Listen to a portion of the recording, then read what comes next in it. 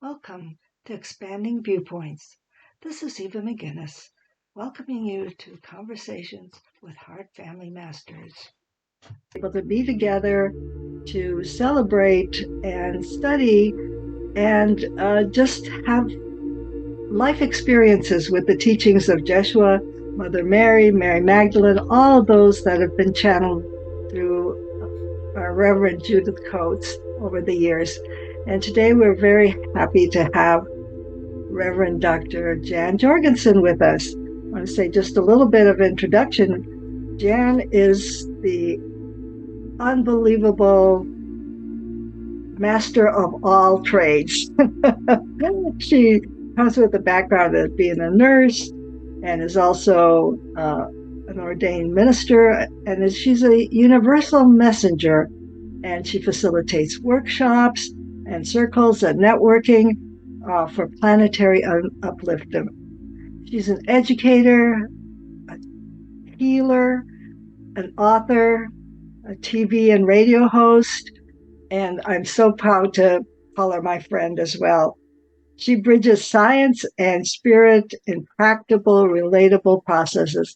And I was really pleased to be part of her study for the voice release program that she developed, for which she also got her doctorate. So I could go on and on for quite a while about Jan, because she's an incredible person.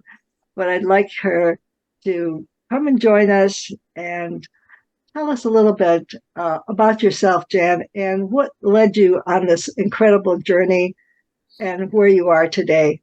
So welcome. Thank you for being part of our spiritual heart family.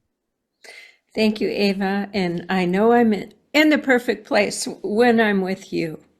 I love that the messages of Christ, Yeshua, Mary Magdalene, Mother Mary, even though they're from 2,000 years ago, they are so timely and we are so ready. So we're working with them almost in a fresh, new, meaningful way, our own inner way, not to have our own relationship with these beings. And I was raised Catholic, and I would have to say that for a long time, the prescribed way religious institutions bring us specific beings is not accurate. They change the story. So it wasn't until I let go of all that, and I had my major spiritual awakening in my 50s.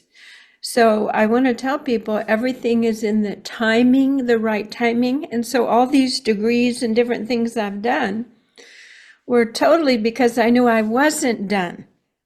I knew that I wasn't myself yet. I wasn't my full self yet. And I really didn't. We don't come with a operations manual. How to be an aligned spiritual person, speaking the truth, holding a high vibrational light. And what I just said can take decades. So I want people to be easy with themselves and be patient, because what we're doing is we are chiseling and creating puzzle pieces. Part of learning what it takes for a human to go into disease states and healthy states was my walk with nursing. And then I realized that was an alchemical or allopathic role requiring medicines to change normal healing processes. So then I went more to alternative and naturopathic type of healing. So that was one puzzle piece.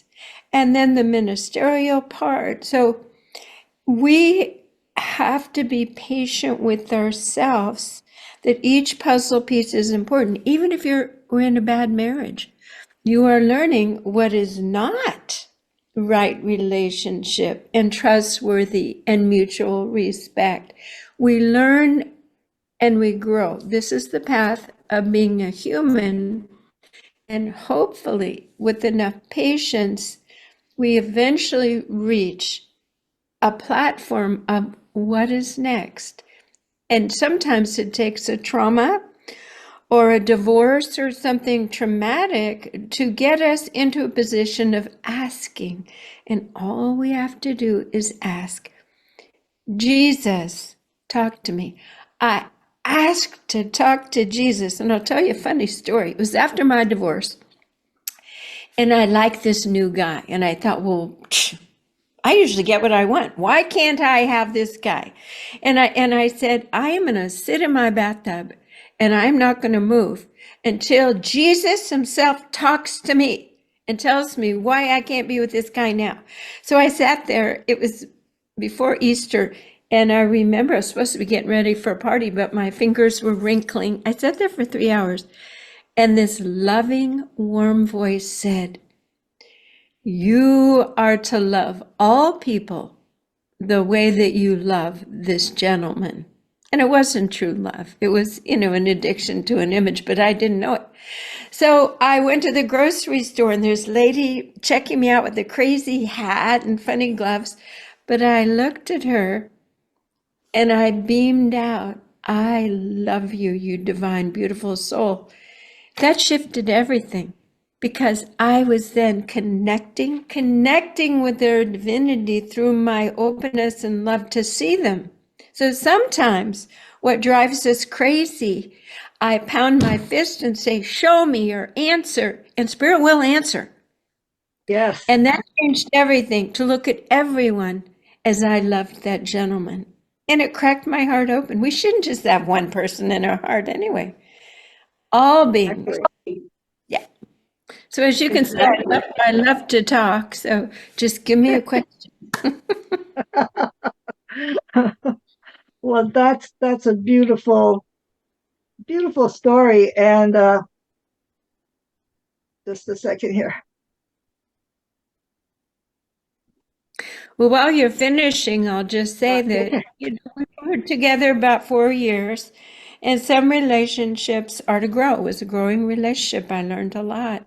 But then it was time to shift. And of course, my heart was in great pain. I said, Jesus, I need to talk to you. And that's it. When people get stuck, that's when they ask the creator or intermediary, or Jesus is, holding the energy of Divine Father. And the original message was, you are to love everyone the way you love this man. So then the graduate message of this relationship was, you are to love this man now as you love everyone else. Oh, I mean, full circle. you can't make this up. I mean, Jesus is the man, really. Totally great teachings, and yeah. Well, he does teach us to look at everything as a opportunity for growth, and what is the gem in this experience? What is the lesson? And more than that, what is the gift in this? And that's exactly what you're saying, is that, when you're willing to see the gift and then turn it into love. It's waking up to expansion for more love. And I've come to learn that before we are born, we make a prenatal contract. And we come in to master or work on one of the 7 major divine principles. And each of those, I'll tell you the principles in just a second. And there are 10 steps for each of the principles of honing the diamond of your bright, divine inner core, which is absolutely one with the Creator, is 70 steps. So the divine principles are truth, beauty, love, goodness, omniscience, omnipresence, and omnipotence. So this lifetime, because I was so anxious speaking the truth, and many of us are in our family of origin, I came in slightly muted and actually threatened sometimes. If you tell that this happened, that something bad will happen. I came in to be a beacon of truth. And so even though I had sometimes panic, anxiety with public speaking, or any sort of people looking at me while I'm speaking, I kept with the thread of, how can we release fear out of our body, and I'll tell you how I did it. I was a professional singer, and for decades, I didn't know if I'd get on this stage and sing like an angel or fall apart. So someone said, well, Jan, why don't you sing at the bedside for hospice? So I became a certified music practitioner. And when you're singing to a dying person, there's no audience. There's no monitoring. You're stripped away. Music becomes the bridge to heaven. And my voice could come in and float and relax that person. As a nurse, I could see they were relaxing, they're letting go. And Mozart said, music is the only thing the same on earth and in heaven. So if I could be true to the music without my ego and personality and anxiety disorder, it's not a concert. It is a supportive mechanism. My voice could hit these beautiful, beautiful tones. And I entered a state of grace. And I said, I don't know what this is, but I'm going to study it. I'm going to learn it and master it and teach it. If I can help remove fear of dying, saying their truth more than death.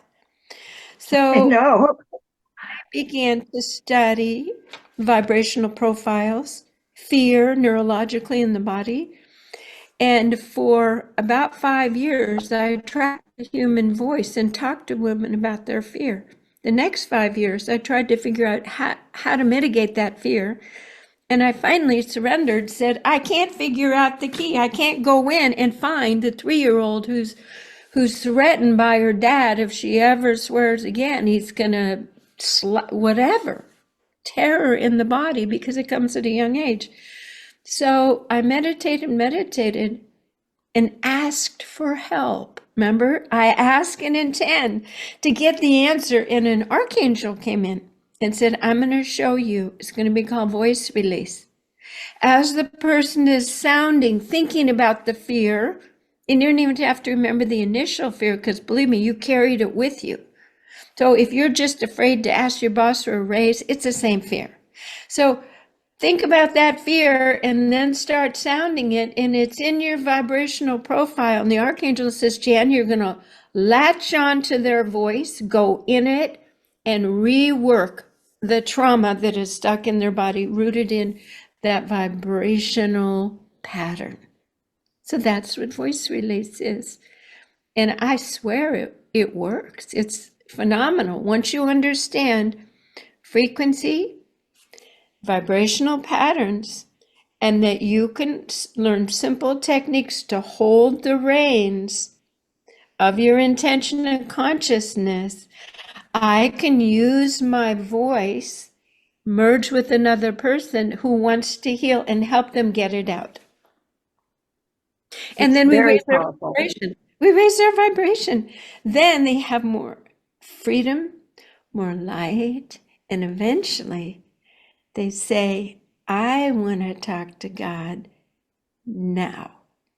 And their ability to get on the grid and to make that phone call and have an absolute perfect talk. Well, look at all these wonderful times that people say, yeah, I talk to Jesus all the time. He walks with people and talks. One of my first encounters in my spiritual awakening was I have these amazing experiences when you ask to have them. After my divorce, I had all this time. It takes time to devote to your spiritual awakening, being the light. I had this vision. I was walking on a beach with the being with a cloak. And every question I asked this being, because I could sense he was smart, I received the answer in my head before he could even open his mouth. I said, wait a minute. Who are you? He took the cloak off and it was Jesus. So in my vision, I went on my knees and said, oh, thank you, Jesus, so wonderful. He got on his knees. He says, don't you see we're both children of God? Yes. You too, you shall do and more of what I did when I walked this earth. Yeah. So now, reason I'm saying all this, to be more like Jesus, to be a being of light, study vibration. That's what he did. He raised his vibration, and he used his high vibration to come up to a person who is mentally ill, someone who had a dark entity, someone who had leprosy. And he held his extremely high vibration and looked at that person and saw them as whole and healed. And he, through entrainment, vibrationally bathed them with their highest expression of a healed physical body. And they could accept that healing and walk away, throw away their crutches, and have an absolute healing, or they could doubt it. So I have to say, in the 25 years I've been doing this, they're not miracle healings.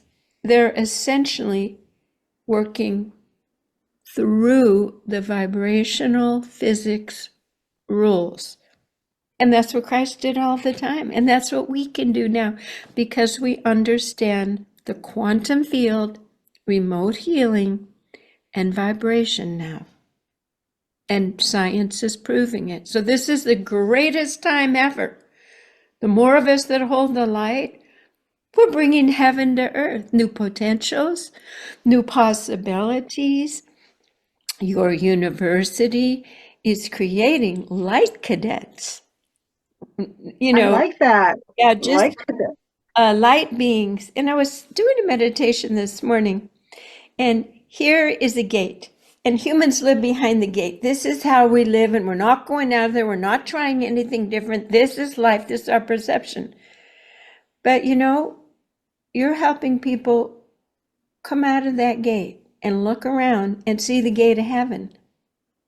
And our job is, here's the gate of heaven, is to not yank people out, but to be so bright and beckoning, and to plant flowers and to have beautiful experiences. Of course, we can go and live in a mountain as a guru, or the gurus used to go in the mountains, and live by themselves in complete heaven on earth in their body. No, we are transition agents to open the door of heaven and breathe it and experience and have that vibration become the light. And these beings are like, hey, wait a minute, what's Jan drinking? What's Eva doing? They're so happy. They're not upset. Yeah, why are they so happy? They're staying young. They're not getting old. I want what she's drinking. I see that garden she's creating from practically nothing. Everything she thinks of comes to her. And that is how we be the light and exude the light. We are mentors and way showers for those, still in the competitive dog eat dog, let's get what we can. They'll see how easily we are living and manifesting through the words, the path of Christ down through us. We are the lineage of this message, the living voices, and it just takes simple meditation every day. I do the Be the Light process. This is it. We ask and intend to set a sacred space. I put myself in a geometric structure. I remove all negative thinking and everybody else's thoughts, lists, agendas, everything. And I state what I want to experience. I ask and intend for Jesus to be here with me now. I need a little help. I have some questions. I just need your energy. Will you be here with me now? His energy is off the scale. And so him being here through entrainment, just like that healing thing, I'm lifted. That's what people say. I walk with Jesus. I feel great all the time. And Mary Magdalene and the other disciples through entrainment carried the vibration of Christ. That's how they were able to go out and do miracles and to do the teachings. Does that make sense? Like it was a spoke, and Christ ignited it and brought that energy, implanted it through a physical body on earth to give away, to share. It exists there. Any questions? Just I love what you have said on all levels. And we are the seed planters. Joshua calls us the seed planters and the light carriers, so that we can, by just being, just by living our life, uh, send out that vibration of love. And people are attracted to it. They may be skeptical. And Joshua tells us, don't be attached to the results or their or how they're taking it in or not taking it in. Just give it freely, and that's what the big lesson is just give that love freely and be it. And that vibration, that's exactly what you were talking about, and the intention, because he did say that he couldn't heal everybody. That's something else that's not written about in the official way, but he said he could not do any miracles in his hometown because he was Joe and Mary's kid, you know. it And does take belief yes, and allowance and committing to that healing. the Yeah. healing, exactly. But and he would always ask people, "Are you ready to be healed? Are Do you you want ready? to be healed?" So Yes. that's the intention part of what you were talking about too. Is the person has to intend for themselves to have that healing, and then accept it. So And that's, not just that. They have to have released the grievance that called it in the first place. yeah, and that might be part of their contract that they came in with for this lifetime. So our part too, I see, is to not be judgmental about what is happening for that person, because that can stand in the way of my love for them. But just to know that they are doing the best they can with the situation that they're in, and when they're ready for more, it will manifest for them. But it's so powerful to have this way of thinking. I also grew up Catholic, so I also had a lot of things to process. But you know, they brought me to the point where I am now. So I'm also so very grateful Yeah. to have had that grounding and to know that we probably met in past lives in those convents. In uh, the Catholic church that I grew up in, I would go there and the priest would just mumble and it was Latin. But one time, something broke through. It said, God lives in your heart. God lives in your heart. And that was the first thing that felt true, mm, absolutely true. And I said, lives in my heart. Okay, I want to feel that. And I could feel that infinite connection that God live within me. And everything they do is just to remind you that. It, yes, and I know you have a special connection too with the divine feminine, and that Mother Mary is where that started for me as well. And to feel her love, because she's a very powerful presence in all our lives. And whenever she comes through, Reverend Judy Coates, it's just pure liquid love, because that's what she is trying to. That's who she is, and she's also a seraphim angel, according to our friend Reverend Kimberly, uh, and the rosary that she has given to the angel ministry, a new rosary which affirms our life in love. So anyway, could you talk about a little bit about your work with bringing the divine feminine energy onto this yes, plane? yes. Well, we have a lot of negative, toxic, tired old patriarchal energy in the masculine, running old programs. So there has been a dearth or a lack of the feminine being accepted and letting her be powerful. So the pendulum swings, and there were matriarchal societies where, other than just, the little sperm to have a baby, men were delegated as slaves.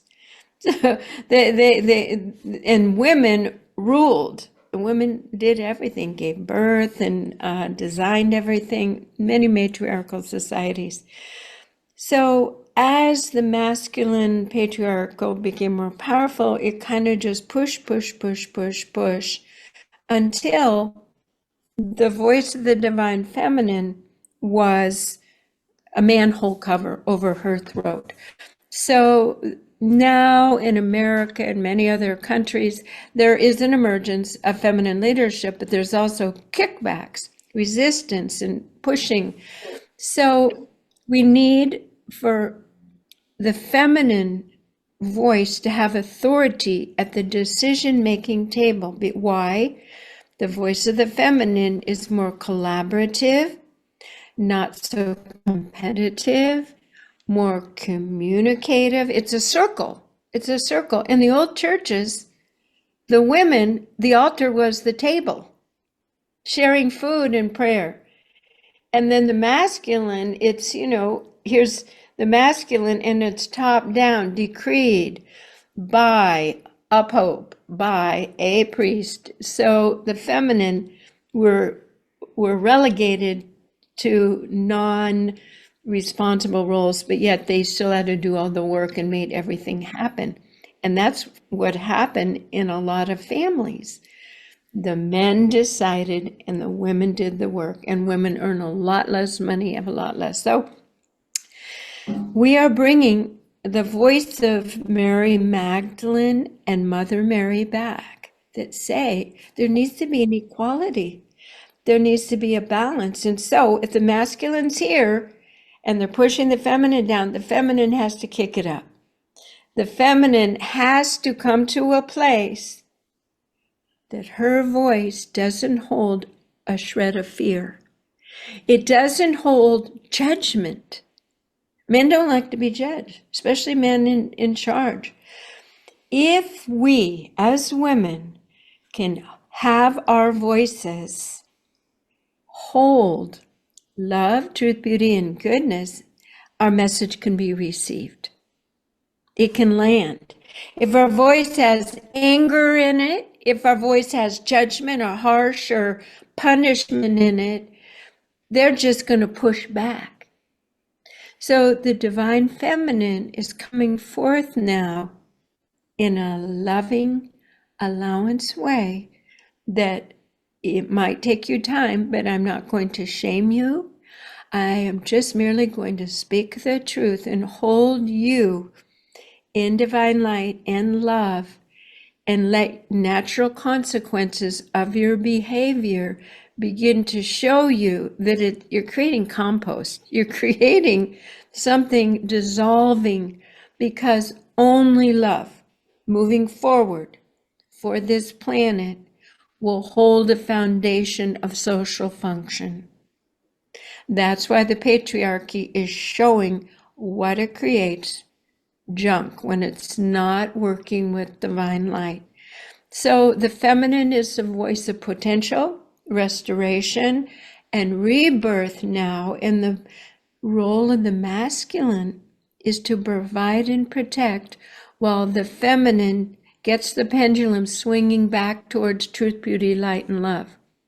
So that's why I'm leaning into the feminine, cooperative, collaborative, community, no more top down where, someone's delegating just so they can get more rich and use people. We're on the last breath of that. That is not the future for humans on earth. So the forerunner to that is for the women, for those that are leaving. Remember the gate, the old ways? When we have now geophysical events, bad air, everything, if we are lining up to say, we can teach you sustainable gardening in a loving community, People are going to start following. They're going to come. The shepherds, the light, the gardeners, the seed planters. And then pretty soon, we're living the divine principles of truth, light, and beauty. And we have brought a new dimension to Earth experience once again.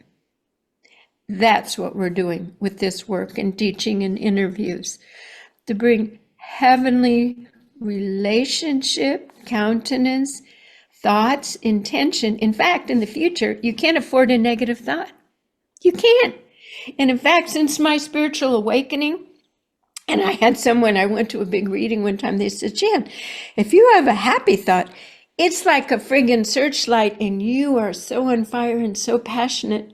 But likewise, if you have a negative thought, it expands and your whole body is exhausted and tired. So I have to get my rest. I have to watch my environment. And we recently moved to a farm. And I talk to my chickens, and I'm learning to communicate with chickens. Robins fell out of the nest. What do you want to do? And planting a beautiful garden. And so I'm finally setting the stage for what I've been telling other people to do forever.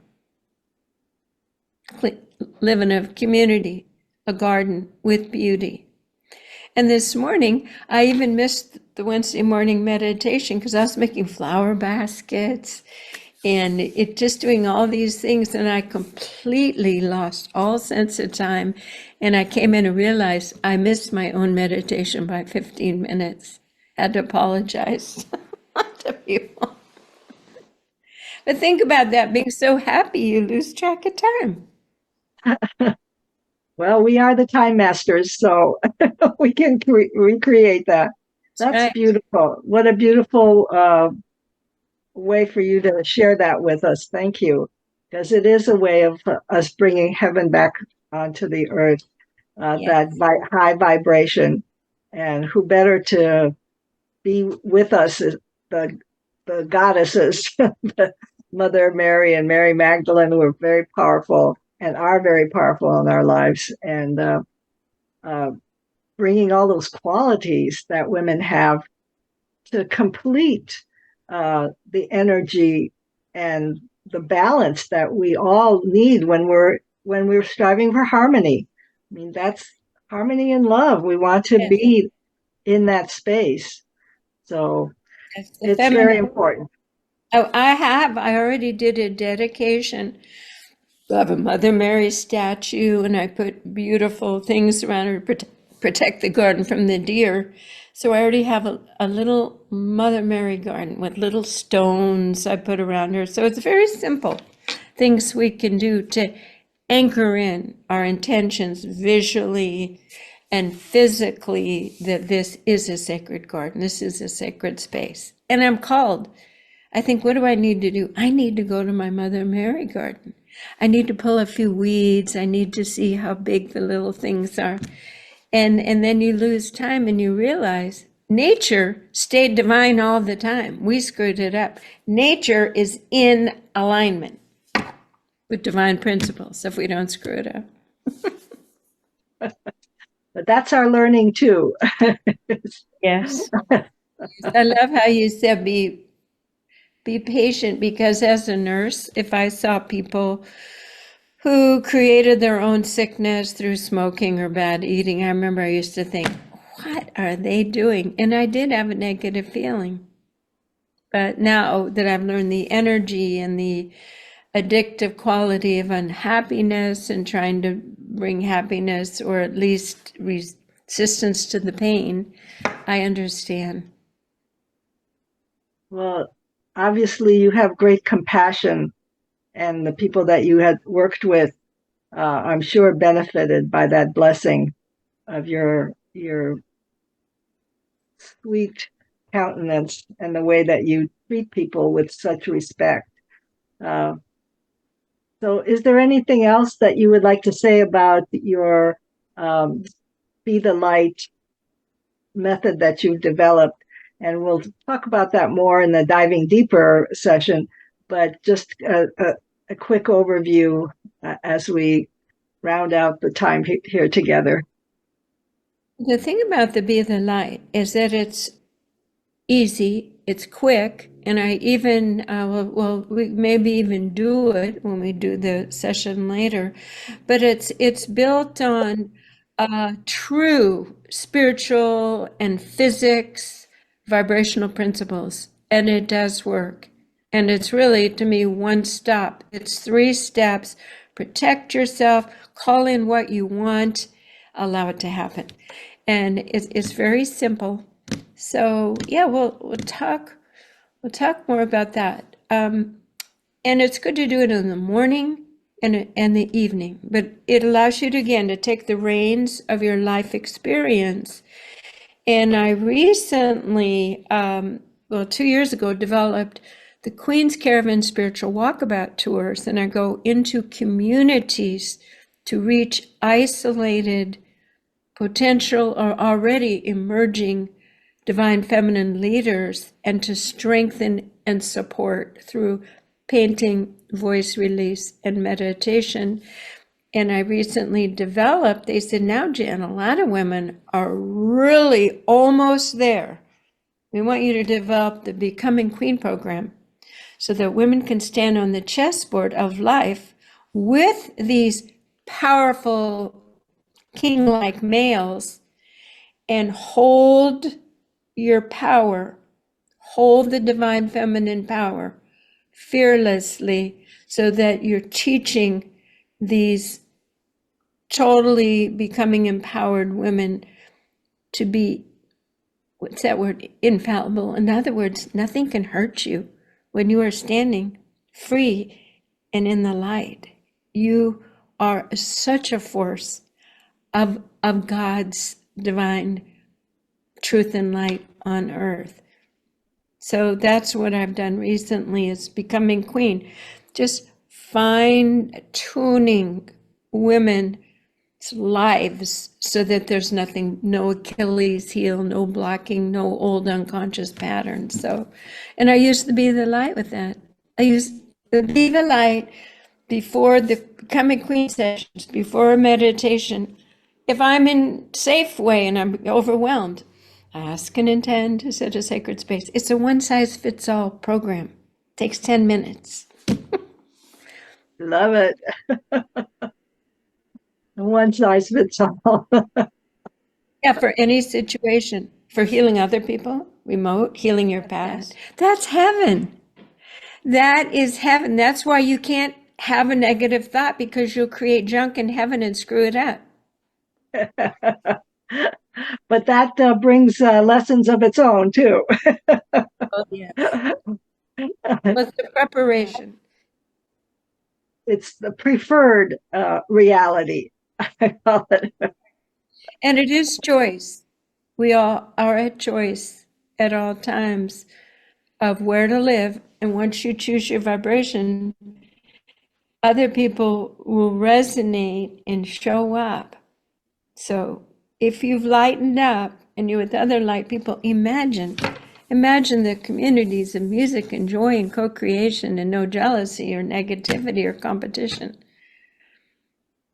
And just That's the supporting goal. each other. Yes. And just supporting. Yeah. Yeah. And the synchronicities will speed up as this occurs. And the other day, I haven't seen even months. The other day, I went to a music festival. We're sitting in the same row. I know, that was so Like days beautiful. before our talk, it's like, hey, Eva, hi. We were on each other's phone line, right? Exactly. We were.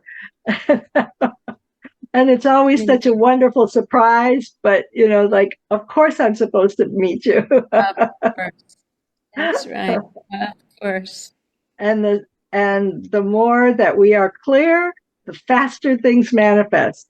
Yeah. Think about them. I just received that email from you that morning, and there we were together, even though we live far apart. We're like silicon chips, which are crystal. And so if my body is a prism and I am reflecting truth, beauty, and love, it comes through. I am a semiconductor, and I can hear Eva calling me in. I'm coming to the Shakespeare, and I'm going to sit in row 10. And you see? The Yeah, spiritual teachings are the Windex because we get a lot of inaccurate, defense mechanisms and mistruths all clouding it up. And that's when we feel dense and confused. That's why we need each other. that's right. Yeah, not one of us is the big guru anymore. This is a team deal, restoring the earth back to divinity. Exactly. Exactly. Thank you so much. This has just been so much fun. We'll have to do more of this. I know Oh, you have I love some it. Enjoy. wonderful programs that you do as well with your hosting of your radio program. And uh, I was so impressed to see Matthew Fox on your one of your programs. So we are bringing in all of this wonderful energy and sharing it with each other and making the world a heaven on earth. So thank you so much for being part of this. I love you so much, and we'll talk to you at the Diving Deeper. Thank Love you you. too. Talk soon. Bye. Bye.